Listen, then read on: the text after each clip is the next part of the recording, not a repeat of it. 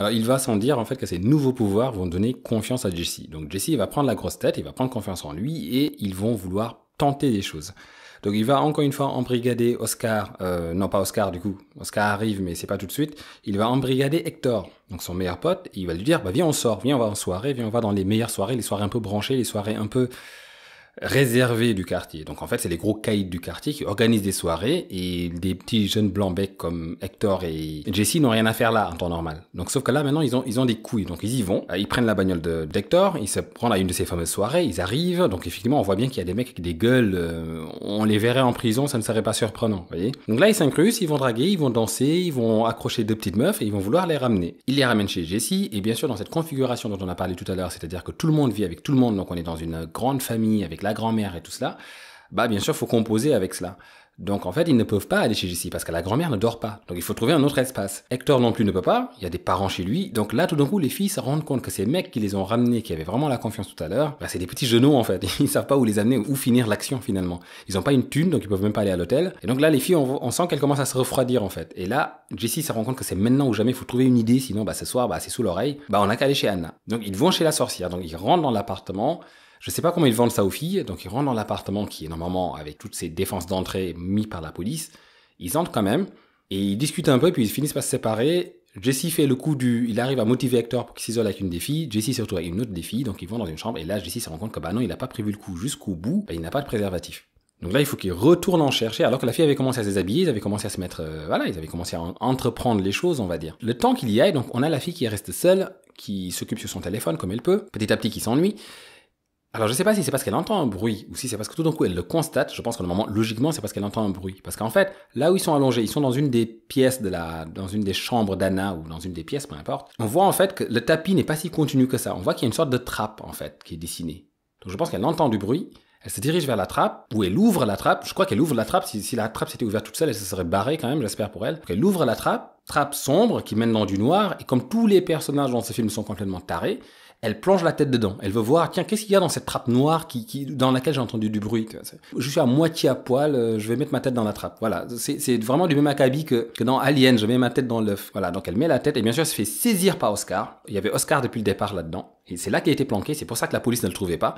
Donc il a tué Anna, il s'est barré, il est revenu, il s'est planqué là-dedans. C'est malin, c'est malin.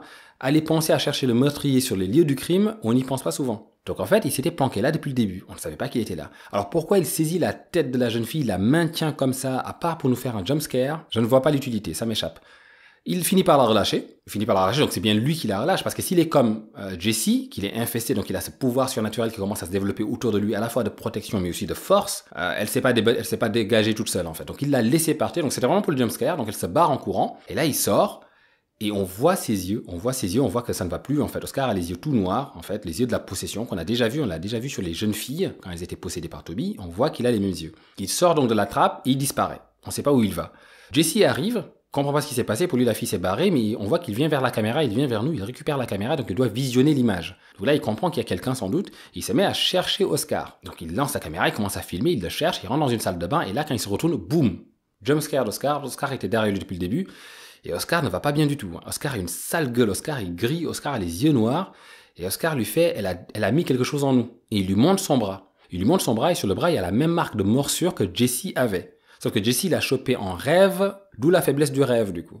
Vraiment la faiblesse du rêve. Ça devait être un rituel très important à ce moment-là, où Toby consomme enfin sa victime, commence à la consommer en tout cas, et le faire à travers un rêve, sans avoir aucun retour là-dessus, Non, ça c'était vraiment naze. C'est un peu faible, je trouve. Mais bon, soit, Oscar lui montre la même marque, donc il lui dit, on a quelque chose en nous deux. Donc ce qui est en moi est en toi, voilà ce qui t'attend. En fait, Oscar est le miroir des choses à venir, de ce qui attend Jesse.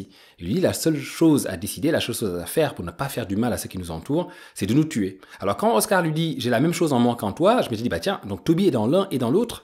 Ça me donne l'impression que Toby est une sorte de parasite, donc il va de corps en corps. Donc c'était un peu avant de comprendre que, bah non, en fait, ce n'est pas là Toby qui prend corps. Toby finit par prendre corps. Il finit par prendre corps vers la fin de la série. Il prend corps, un seul corps. Il n'envahit pas plusieurs êtres en même temps. Là, ici, on a vraiment un autre statut pour Oscar et Jesse. Comme je l'ai dit au début, ce n'est pas Christy et Katie. Oscar et Jesse sont avant tout des soldats. C'est une sorte de progéniture de Toby. Toby, qui est une sorte d'incube, donc un démon libidineux, a couché avec leur mère quand elles étaient enceintes d'Oscar et de Jesse. C'est ce que Anna a organisé. Comment Oscar a retrouvé Anna, comment il a fini par comprendre tout ça, on ne le saura jamais. Parce que normalement, sa mère adoptive est morte. Elle meurt à la naissance, hein. C'est la progéniture de Toby, quand elle vient au monde, la mère, elle y reste. Il n'a pas pu mener son enquête de ce côté-là, on ne saura pas, on ne sait pas. On ne sait pas comment Oscar sait tout ça, on ne sait pas comment il a compris que c'était Anna qui était derrière tout ça. Voilà, il l'a retrouvé et il a fini par la buter. Et donc là, une fois qu'il a donné cette prédiction, il nous annonce un peu ce qui attend Jesse, en fait. Une fois qu'il lui a donné aussi cette mise en garde, il se barre en courant. Et là, Jesse va le courser. Jesse et Hector vont courser Oscar à travers la ville, donc un meurtrier en plus, dangereux, ils l'ont vu, ils voient sa gueule, mais ils veulent savoir ce qu'il devient, où il va, etc. C'est sans raison, mais ils le font quand même. Ils le poursuivent. À la rigueur, Jesse aurait dû peut-être chercher des réponses à ce qui lui arrive, en comprenant que ce qui lui arrive, c'est ce qui arrive à Oscar aussi. Ça aurait pu motiver qu'il lui court après. Mais vu que pour le moment, tout ce qui lui arrive, c'est « Ah, regarde, super, j'ai des super pouvoirs », pour lui, il ne voit pas du tout où est le danger dans ce qui est en train de lui arriver. Jesse n'a pas encore commencé à tourner chocolat, si on veut. Donc pour le moment, tout va bien. Et donc, sans raison, il se met à courir après un meurtrier qui s'était caché là, qui a fait peur à sa copine, à son plan du moment, et qui s'est barré en courant. Il lui court après. Il lui court après assez longtemps en plus, hein. Donc il le perd de vue, toujours avec la caméra d'ailleurs. Ce qui, encore une fois, une des faiblesses du found footage, et à un moment donné, la caméra ne tient plus la route, hein. Hector n'est pas loin, il lui dit qu'est-ce qui se passe, il dit c'est Oscar, il est passé par là, il est passé par-ci, je l'ai vu par là, je ne sais plus où il est. Et le temps qu'il se mette à chercher, à essayer de comprendre où il est, on a ce bon vieux Oscar en fait derrière Jesse on a une église, et en fait Oscar était tout simplement monté tout en haut de l'église, voilà, saut de l'ange. Le corps d'Oscar qui s'éclate au sol, qui s'éclate sur une voiture d'ailleurs. C'est une fin de tournage pour Oscar. Il a mis fin à ses jours. Et je trouve que ce personnage, c'est dommage qu'on n'ait pas plus suivi ce personnage, je le trouve beaucoup plus intéressant que Jesse. D'une part, il a tué une sorcière à lui tout seul. Quand même pas mal. Il a mené sa propre enquête pour comprendre ce qui lui est arrivé, pour arriver à se dire, tiens, c'est Anna, c'est elle qui la brouhaha, je remonte aux sources. Je pense dans une première confrontation, il a dû lui demander de retirer ce qu'il lui avait fait. C'est là qu'on l'avait vu se barrer de chez elle en remontant son pantalon. Il était un peu énervé, mais sans doute parce qu'elle lui avait mis devant le fait accompli. Non, en fait, non, je ne peux pas retirer ce qui a été fait. Mais pourquoi tu t'énerves? Je comprends pas. Il a dû se trouver face à une sorcière complètement possédée, en fait. Le genre qui te dirait, mais tu comprends pas la chance que je t'ai offerte, tu comprends pas ce qui t'attend, le destin magnifique qui t'attend, tu ne seras pas un homme comme les autres, tout ça. Et l'autre qui lui explique, oui, mais sauf qu'en fait, un démon va prendre possession de mon corps, et moi, je serai conscient de ce qu'il fait, mais je ne pourrai rien y faire. Parce qu'il y a ça aussi. C'est important à savoir. C'est qu'à un moment donné, on le verra chez Jesse, il dira qu'il avait conscience des choses qu'il fait, ou qu'il faisait à ce moment-là, mais qu'il ne pouvait plus s'arrêter. Donc c'est quand même horrible quand même, c'est vraiment perdre le contrôle de son corps, et son corps qui fait des choses malgré soi, c'est quand même terrible. Donc voilà, il devait être en face d'une sorcière qui ne pouvait pas entendre, ça, qui ne pouvait pas comprendre, parce que pour elle, elle venait de le donner, comme elle-même s'était donnée à une puissance supérieure, une puissance qui dépassait la vie en fait, qui nous permettait de toucher du bout du doigt de l'interdit et de la vérité, quelque chose qui n'est pas accessible au commun des mortels, donc c'est juste magnifique. Oscar ne l'a pas accepté, donc il est revenu, il l'a buté comme il aurait dû le faire exactement, mais sauf que voilà, par magnanimité, Oscar a bien compris qu'il était condamné, et que surtout que s'il restait vivant, il devenait une arme pour Toby, donc il donnait un moyen d'action à Toby dans le monde réel, il devenait une arme en plus. Il a préféré prendre la porte de sortie. La faille dans ce suicide, c'est où sont passés les super pouvoirs protecteurs de Toby. Parce que, encore une fois, la force surnaturelle que développent Jesse et Oscar, du coup, n'a rien à voir avec la force surnaturelle que vous développent, du coup, une Katie et une Christy hantées, qui deviennent des sortes de logements pour Toby, je ne sais pas comment dire. Elles font le mal, elles font l'action de Toby. Donc elles font le mal pour Toby, c'est la force de Toby, donc elles pètent des nuques, elles tuent des enfants, elles enlèvent les enfants, voilà. C'est Toby qui agit. Oscar et Jesse ont encore toute leur tête. Quand ils ont cette force-là, quand ils ont ce pouvoir-là. Ils l'utilisent pour faire les cons, mais on se rend surtout compte que ça les protège. Donc c'est juste Toby qui prend soin de son armée, le temps qu'elle soit mûre à point. Pourquoi n'a-t-il pas protégé de la chute? C'est ce que je me suis demandé à ce moment-là en tout cas. Pourquoi Oscar meurt si facilement? Tombe sur une bagnole, il s'éclate au sol et voilà, il aurait dû planer là, on aurait dû voir Jesse. Ça aurait été génial en plus. Que Toby le soutienne en fait. En mode non, ça sera pas si simple en fait. Que ça ne soit pas si simple. Une fois que le diable t'a accroché, non, même le suicide ne te sort pas du truc. D'ailleurs, merde, le pauvre, il s'est suicidé, donc du coup, il est vraiment devenu la chose de Toby, en fait, maintenant que j'y pense. Il est plus utile à Toby vivant que mort. Donc, il va peut-être se délecter de son âme, mais ça n'a aucun intérêt pour Toby. Toby, ce qu'il voulait là, c'est des soldats sur Terre, donc il aurait dû le protéger. Et c'est vrai qu'il saute d'une église, donc peut-être le fait de rentrer dans une église annule les pouvoirs de Toby, mais Toby aurait pu aussi l'empêcher de rentrer dans cette église, en fait. Toute la force qu'il a déjà développée. Vu à quel point Oscar est déjà contaminé, c'est plié, en fait. Mais bon, pour le drama, Oscar se tue. Oscar est une âme noble, hein, il préfère prendre la sortie, je reste encore maître de moi-même, je préfère partir comme ça plutôt que ce qui m'attend. Je trouve ça assez noble. Le personnage est intéressant, j'aurais vraiment préféré le suivre en fait. Parce que quand ce choix va se proposer à Jesse, il ne va pas prendre cette porte de sortie là lui. Il va rester jusqu'au bout, il va casser les couilles, voilà ce qu'il va faire. Donc là où Oscar a fait le choix de partir comme un prince, Jesse fera le choix lui de chialer, il va nous casser les couilles. Voilà, vraiment faut le dire, il va nous casser les couilles. Il va être là, je comprends pas, Là il a tous les éléments en fait pour comprendre ce qui est en train de lui arriver, il comprend, il est foutu, c'est plié en fait. Et il voit en plus qu'il devient dangereux et violent envers ses proches. Il devient violent envers ses proches. Là on va voir ce qui va se passer passer, quoi. Et à aucun moment, il n'envisage cette porte de sortie. Il attend, il est là, il veut qu'on l'aide, il comprend pas trop. Oui, c'est sûr qu'un gamin de 18 ans ne penserait pas systématiquement au suicide pour éviter de se faire posséder par un démon, mais on dirait même pas qu'il regrette, en fait. Donc, c'est là que je l'ai pas trouvé très intéressant, Jesse, et heureusement qu'Hector arrive. C'est là qu'Hector prend la main, en fait. C'est Hector qui devient vraiment le héros dans l'histoire à ce moment-là. C'est ce qui me le sauve un peu, parce que le protagoniste principal est un connard. Donc, qu'est-ce qu'ils vont faire? Donc, effectivement, arrivés à la maison, ils vont visionner les cassettes, parce qu'ils ont filmé, donc ils regardent, ils voient bien, oui, c'est Oscar qui sort de la trappe, mais qu'est-ce qu'ont ses yeux? Donc, ils sont en train de visionner, je crois qu'il est avec Hector et Marisol, ils vont visionner pour voir le résultat. Qu'est-ce qui s'est passé? C'est nul. Pourquoi j'ai pas Ken, en fait? Et ils vont voir effectivement que la fille s'est barrée quand elle s'est fait saisir par Oscar sans raison, et que du coup, il y a une trappe là. Donc, faut y aller, parce que la trappe s'est refermée, du coup. Quand Jesse est rentré dans la pièce, il n'a pas vu de trappe, lui. Donc là, maintenant, il voit la trappe, donc il faut aller mener une enquête. On se rend compte que finalement, il y avait un sous-sol chez Anna. Il y avait un sous-sol, une cave qu'elle avait conservée, dans laquelle c'était véritablement le véritable hôtel de la sorcière. Et là, d'où la première question qu'on se pose, pourquoi, à ce moment-là, elle faisait ses rituels dans le salon? Pourquoi mettre les feuilles de journaux sur les portes, sur les fenêtres? Pourquoi prendre le risque de se faire espionné par ses voisins, par les conduits de ventilation, justement, avec la GoPro? Pourquoi prendre ce risque-là? Pourquoi prendre le risque de se faire entendre avec les miaulements, les gémissements? Elle a une cave. Elle a une cave, elle le fait dans le salon. Donc voilà, ça c'était une des faiblesses du truc, pareil, que j'ai trouvé absolument con. Donc c'était une sorcière bête, Anna, hein, on peut le dire. Effectivement, il rentre là-dedans, il trouve l'hôtel. Et sur l'hôtel, bien sûr, là pour le coup, il n'y a plus aucun doute. Hein. On est vraiment sur un hôtel de sorcière. Et on a tous les éléments qui sont installés, on a des photos. Bah déjà, en fait, tout est ordonné. Et ça aussi, ça va pas non plus. Bah oui, ça va pas, parce que si on y réfléchit 2 minutes, c'est là que Oscar a trouvé refuge, c'est tous ces derniers jours passés. Et qu'est-ce qu'on a sur l'hôtel? On voit donc les éléments de rituel, etc. On voit des photos. Il y a une photo d'Oscar, enfant, donc comme offert en sacrifice, en fait. Donc posé là avec des bougies, des choses, comme offert un sacrifice à une déité maléfique. Donc Oscar s'est planqué dans cette pièce pendant des semaines et il a laissé cet hôtel nickel, intact. À aucun moment il a pété un câble dessus, qu'il a tout foutu par terre. Ça tient pas debout, en fait, parce qu'on voit bien que sur la fin il était devenu sanguin, il était devenu fou de colère, à raison en plus. Hein. Mais voilà, l'hôtel est intact. On entendrait presque le maître du jeu dire faites-moi un jeu de trouver objet caché, vous trouvez la photo du machin, vous trouvez ci. Voilà, c'est vraiment dans ces moments-là que ça devient presque du RPG. Ça devient, enfin, du jeu de rôle, en fait. Ça devient du jeu de rôle Cthulhu. Il faut qu'ils trouvent les indices, qu'ils les mènent à l'autre indice, qu'ils les mènent à l'autre indice. Donc là, ils arrivent, vous avez une table, vous avez des photos. Donc c'est vraiment rageant. Ils vont trouver des photos. Je crois qu'ils trouvent la photo, donc une photo de Jessie tout bébé. Ils trouvent aussi une photo d'une femme. Alors je crois que c'est Loïs. C'est la grand-mère, là, la fameuse grand-mère dans le 3. C'est que je prenais moi pour la Big Boss, en fait, hein, dans le couvent. Ils vont aussi trouver une photo de la mère de Jessie. Elle est avec Anna, justement. Et cette femme, d'ailleurs, c'est marqué au dos. Bah oui, parce qu'il faut que ce soit marqué au dos pour qu'ils comprennent bien les indices qu'on leur soumet. Et donc, ça veut dire qu'ils étaient amis. Et donc, c'est comme ça qu'elle l'a approché, qu'Anna a approché sa mère, qu'elle a réussi à l'embrigader, peut-être à lui faire croire, en fait, que ce qu'elle lui faisait, peut-être c'était pour le bien de son enfant, qu'il pousse bien dans son ventre, qu'il naisse dans les meilleures conditions possibles. Voilà, des choses spirituelles, en se faisant passer pour une sorcière guérisseuse, par exemple. Peut-être que c'est ce qui s'est passé. Et là, c'est vraiment là, encore une fois, que j'avais dit tout à l'heure que le père ne jouera pas un grand rôle. Bah, la sœur non plus, vous me direz. Mais c'est là que Jessie aurait pu se rapprocher de son père et demander mais qu'est-ce qui s'est passé en fait? Ma mère n'est pas là, qu'est-ce qui se passe? Et d'ailleurs, il va y avoir un début de confrontation dans ce sens-là, mais ça n'ira pas plus loin. Il va juste lui dire mais vous vous rendez compte, on a vu Anna apparemment elle s'est amie avec maman, elle connaissait aussi Oscar, la mère d'Oscar est morte, ma mère est morte, qu'est-ce qui s'est passé? Et son père est juste là. Je m'inquiète beaucoup pour toi, mon fils. Hein. Franchement, je m'inquiète. Hein. Je t'entends marcher la nuit, machin. Peut-être qu'il est devenu somnambule, hein, Jesse. On ne sait pas ce qu'il fait la nuit. Peut-être que lui-même n'a pas conscience de cela. Et ça, c'est des scènes qu'il ne filme pas. Donc peut-être qu'il est déjà en train d'être possédé et son père parle de ça. Mais il ne développe pas. Il n'en parle pas. Le père lui dit pas, quand j'ai perdu ta mère, écoute, je suis devenu fou de douleur, mais il faut arrêter, ça n'a rien à voir. Non, il ne défend. Voilà, la mère est morte, elle est là. Elle est pas là, elle est off. On passe à autre chose, quoi. C'est tellement bête, c'est tellement dommage. C'est tellement une perche qu'il fallait saisir, ça. Pourquoi? Bah parce que déjà ça ramène le père, enfin c'est déterrer des douleurs anciennes en fait. Et tout d'un coup le père qui se dit bah ma femme qui est morte n'est peut-être pas morte pour rien, n'est pas morte sans raison plutôt, une façon de l'impliquer dans l'histoire, de la ramener en vengeur peut-être et même qu'il rejoigne la team. Moi j'étais sûr qu'ils allaient en faire quelque chose de ce daron. Il travaille dans le bâtiment, c'est pas possible.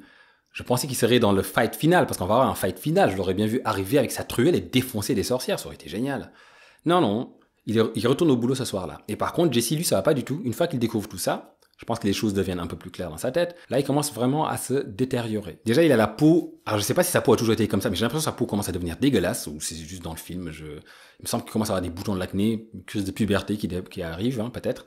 Il a aussi un fil, à un moment donné, il arrive à extraire un long fil, comme un long cheveu de son œil, mais vraiment long, donc là, c'est vraiment le moment malaise. Et quand il arrive à l'extraire complètement, il se regarde dans le miroir, et là, blam, il a un flash qui montre un Jesse possédé, un Jesse démon, mais très rapide, inutile d'ailleurs.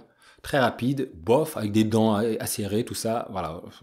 C'est vraiment pas pour ça que j'apprécie les Paranormal Activity. C'est vraiment pas pour ce genre de flash débile avec des démons possédés avec des dents acérées.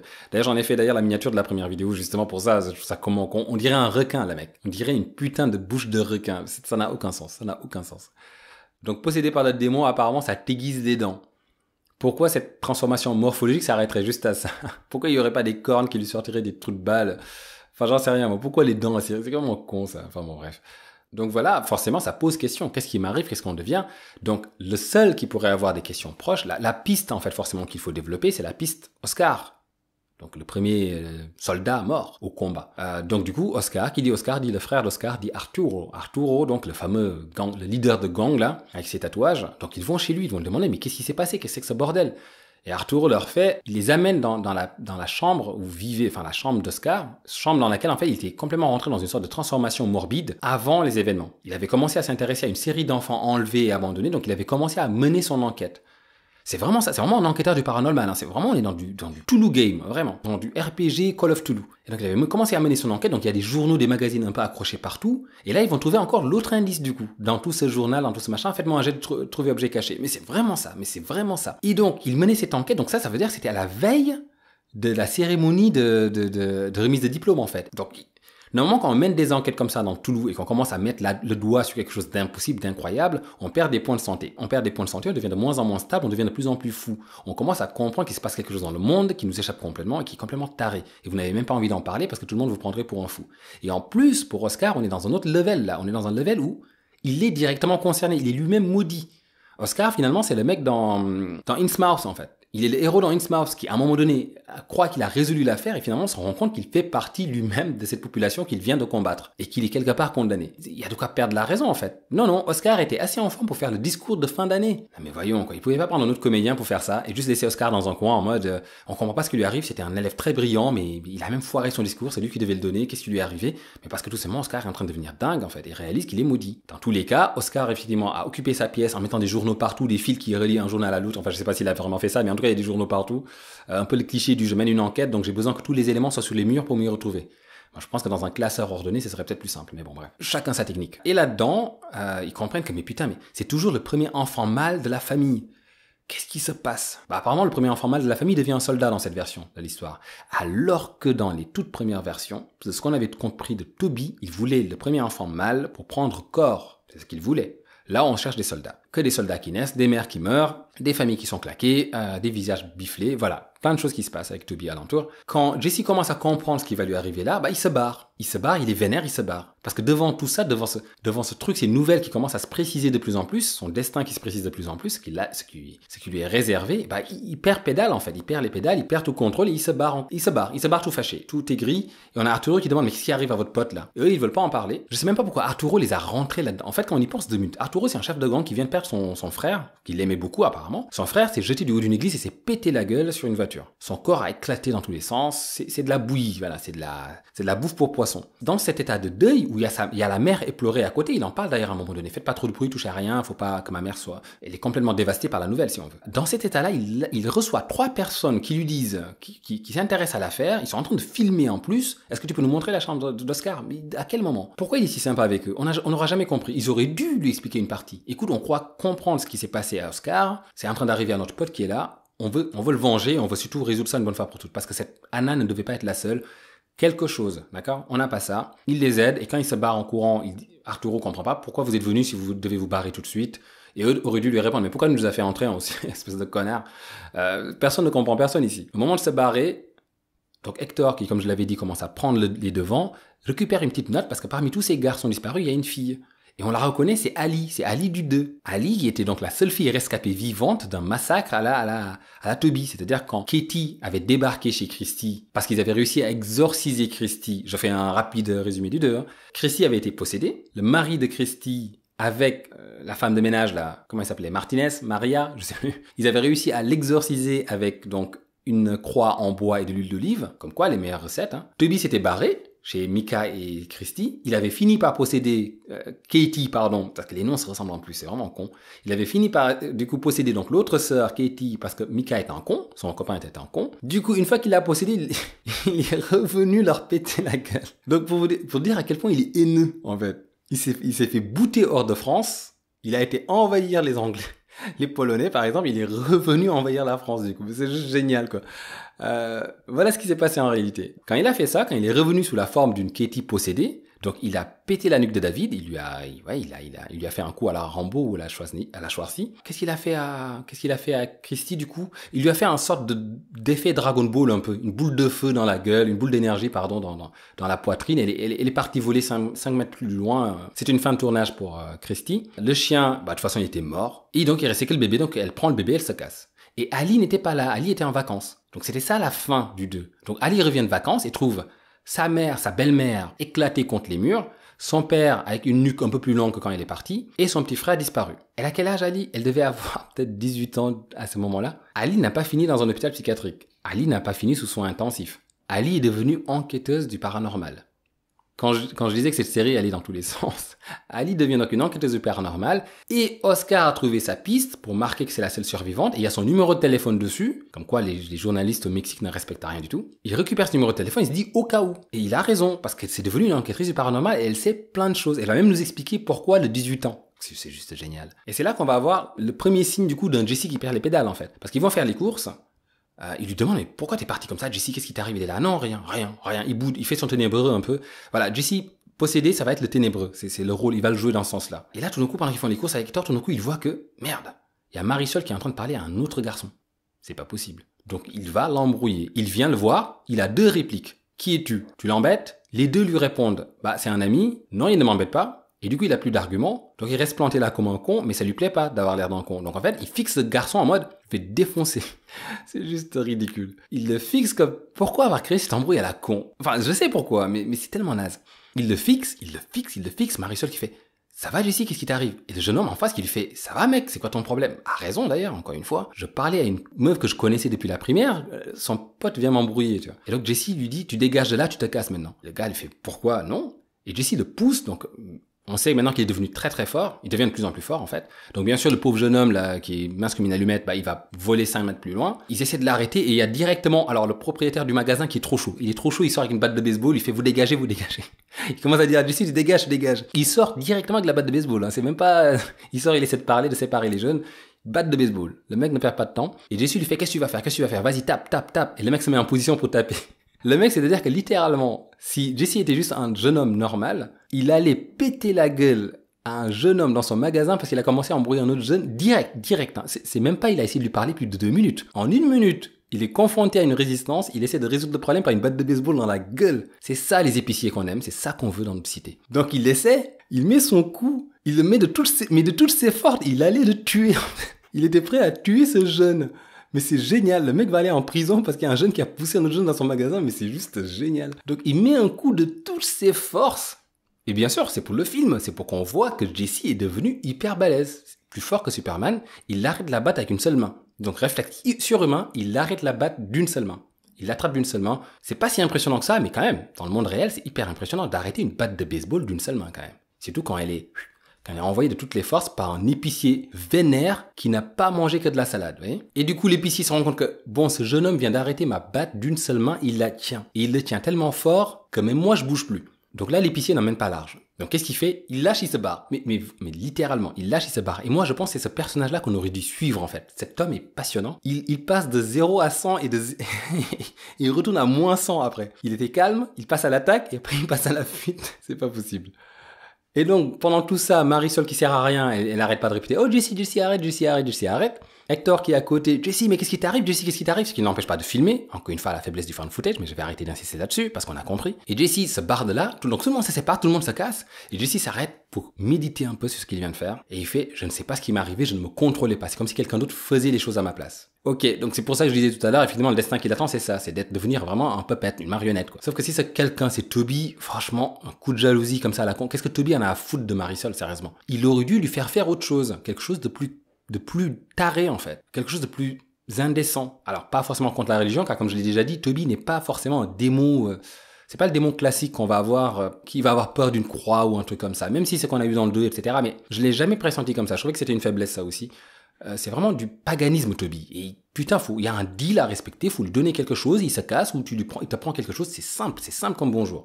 Il n'y a pas de, oh, va t'en démon par la Bible, par voilà, Adam et Ève. Non, non.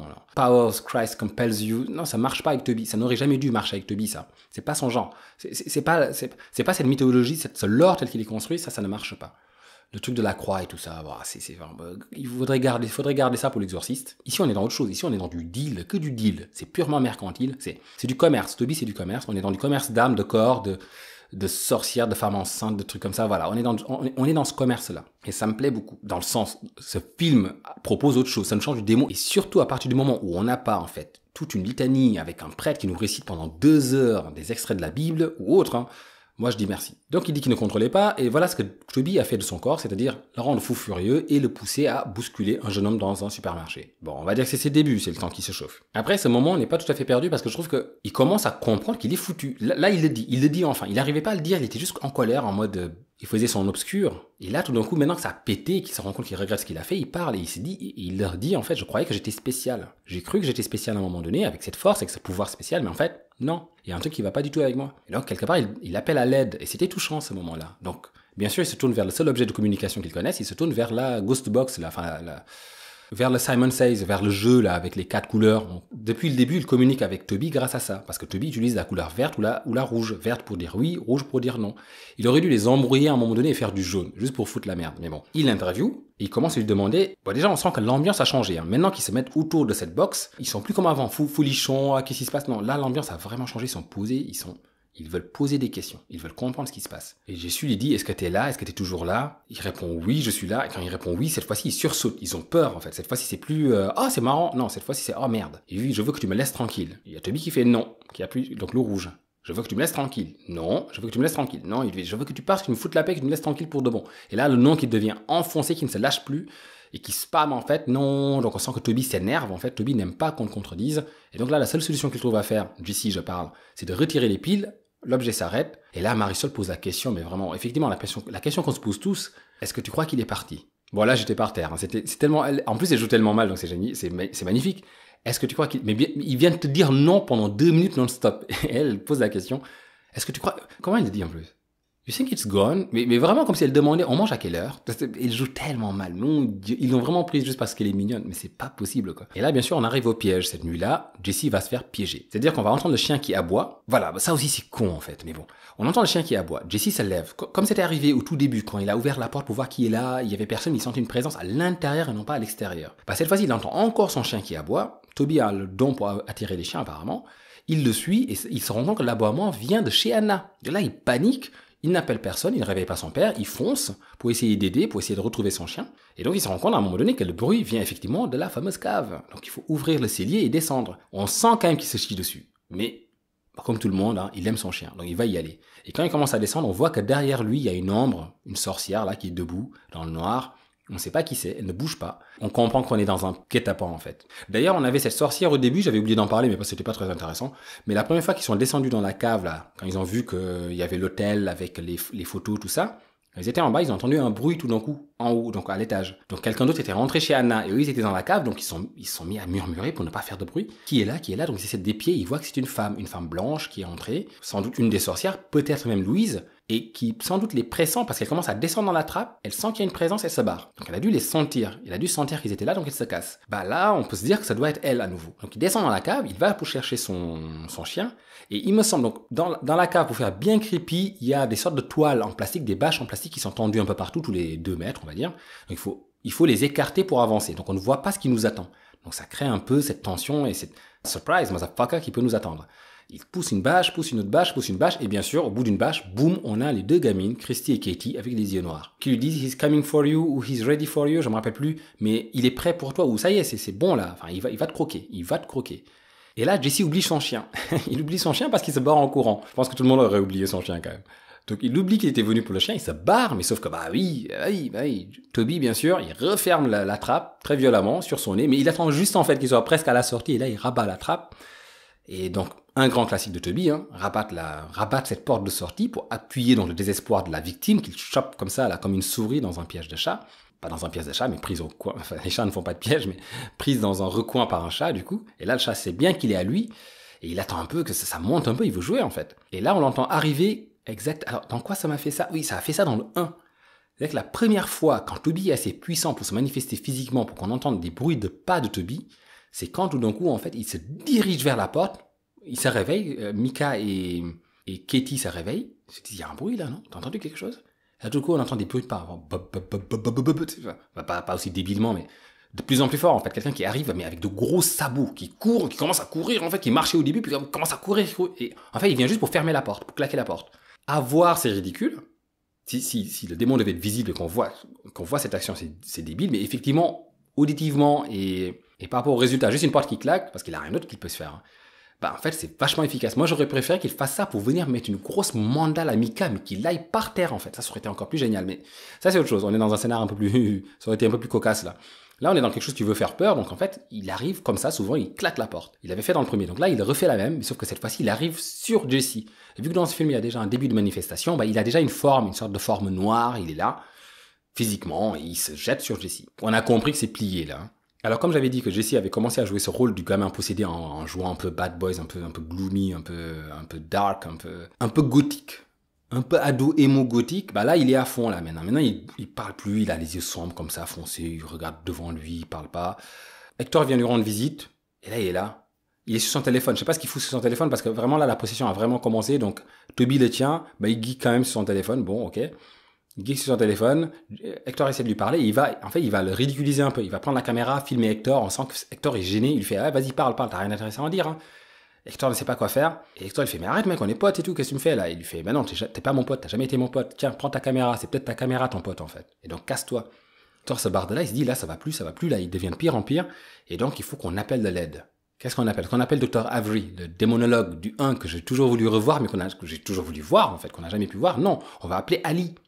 On va appeler la jeune fille qui a pu s'échapper du meurtre de son père, de sa belle-mère, et de la disparition de son jeune frère. Et la mort du chien, peut-être. Est-ce que Martine... Ah non, Martine s'en sort, je crois. La portugaise. La latino, on la revoit pas. Hein, donc finalement, Toby se venge pas d'elle, en vrai. Ali n'a plus personne, on peut le dire. Ali n'a plus personne, en vrai. Ali est toute seule. Mais Ali arrive, et Ali est normale. Elle va leur expliquer les tenants et les aboutissants de manière absolument posée. Ce qui est une hérésie.